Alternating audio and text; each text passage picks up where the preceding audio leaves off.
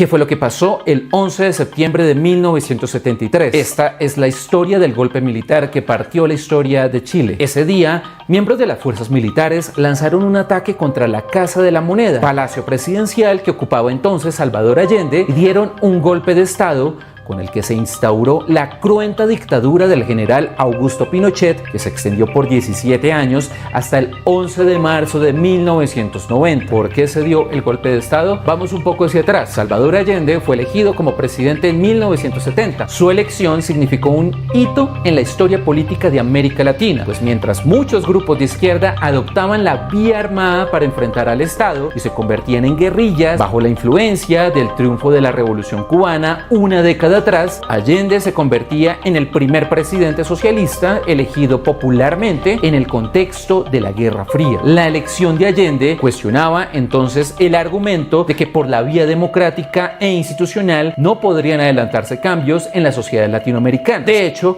el proyecto de su colectividad Unidad Popular era buscar la vía chilena y democrática al socialismo, pero esto en el contexto bipolar de la Guerra Fría resultaría una radicalización de la derecha del país y una polarización de la sociedad chilena. Para entonces, el general comandante del ejército era René Schneider, quien decidió mantener el carácter apolítico de las Fuerzas Armadas ante el triunfo de Allende. Sin embargo, Schneider fue asesinado el 25 de octubre de 1970 y dejó de ser una barrera para la abierta participación política de los militares, de ideología mayoritariamente anticomunista. Además de una crisis económica creciente, la violencia política se vivía en las calles, con enfrentamientos frecuentes entre grupos de izquierda y de derecha, esos últimos con la colaboración de Estados Unidos y su agencia de inteligencia CIA. En ese contexto, civiles y militares ya conspiraban para sacar a Allende del poder. Hablemos ahora de lo que ocurrió ese 11 de septiembre. Según una cronología del diario El Mercurio de Chile, hacia la 1 de la mañana del martes 11 de septiembre de 1973, Salvador Allende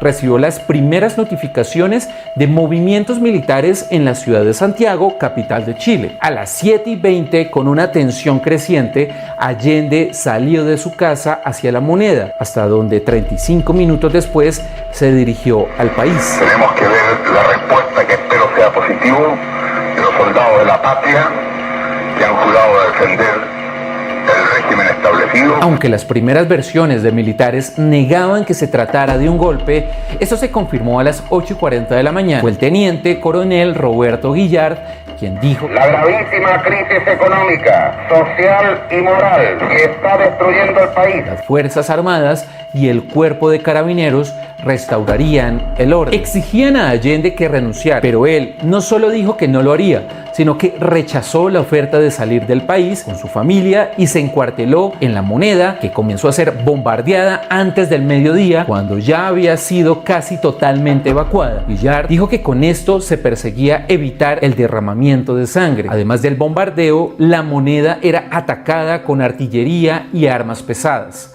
A la 1:40 de la tarde, después de lanzar un discurso final y tras aceptar el sometimiento, exclamó: Allende no se rinde, y se suicidó. Su cuerpo fue encontrado por los militares que entraron a ocupar La Moneda, que entonces ya ardía por los bombardeos. El 11 de septiembre termina con una junta militar presidida por Augusto Pinochet al frente del Poder Ejecutivo chileno, aceptada por el Poder Judicial. Mientras tanto, el Estadio Nacional ya se había convertido en un campo de prisioneros con más de 5.000 personas capturadas y ya se desplegaba el aparato de terror que se extendió por casi 2 décadas. ¿Y cómo fue la dictadura? A lo largo del régimen militar impuesto en Chile, los derechos civiles y políticos de la población se vieron fuertemente restringidos. Muchos medios de comunicación fueron censurados y la actividad política de cualquier sector no apegado a la dictadura era leída como extremista y perseguida.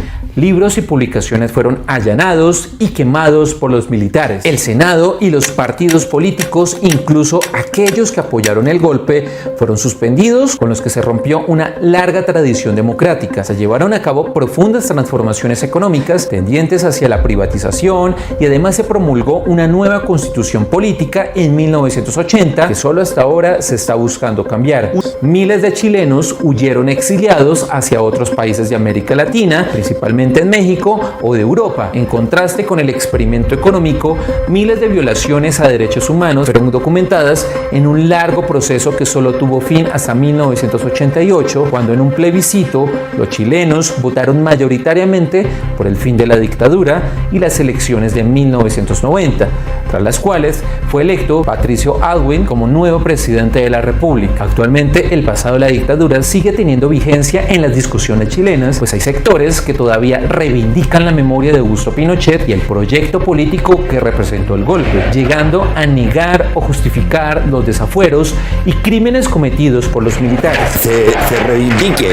Mientras que desde el Estado se han impulsado la memoria y los derechos de las víctimas, principalmente por los gobiernos de izquierda que han gobernado el país desde 1990. Augusto Pinochet murió el 10 de diciembre de 2006, sin ser juzgado por los crímenes que cometió. Aunque hubo intentos de enjuiciamiento, tanto en Europa como en Chile, tras su regreso, no lograron concretarse antes de que muriera a los 91 años por una descompensación cardíaca después de sufrir un infarto una semana antes. ¿Quieres conocer más detalles